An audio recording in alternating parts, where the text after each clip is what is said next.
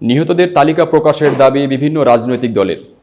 কোটা সংস্কারের আন্দোলনকে কেন্দ্র করে হামলা সংঘর্ষে যারা নিহত হয়েছেন তাদের তালিকা জাতির সামনে তুলে ধরার দাবি জানিয়েছেন বিভিন্ন রাজনৈতিক দলের নেতারা। পাশাপাশি এ ঘটনায় যারা আহত হয়েছেন তাদের নামও প্রকাশের আহ্বান জানিয়েছেন তারা। আজ বুধবার পৃথক পৃথক বিবৃতিতে বিভিন্ন রাজনৈতিক দলের নেতারা এই আহ্বান জানান। পাশাপাশি হত্যার বিচার, গ্রেপ্তার ব্যক্তিদের মুক্তি, শিক্ষা প্রতিষ্ঠান খুলে দেওয়া, কারফিউ প্রত্যাহার ও নিহত ব্যক্তিদের পরিবারকে ক্ষতিপূরণ দেওয়ার তাগিদ দিয়েছেন তারা। এছাড়া রাষ্ট্রীয় সম্পদ রক্ষায় ব্যর্থতার দায়ে প্রধানমন্ত্রীর পদত্যাগ করার দাবি জানিয়েছেন তারা।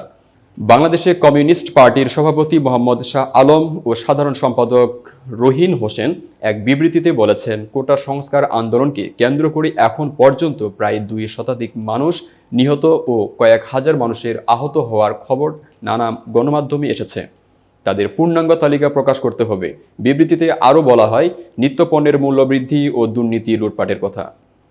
এতক্ষণ বার্তা বৈঠকের সাথে থাকার জন্য ধন্যবাদ। নতুন নতুন তথ্য ও সংবাদ পেতে বার্তা বৈঠকের ইউটিউব চ্যানেল ও ফেসবুক পেজের সাথেই থাকুন।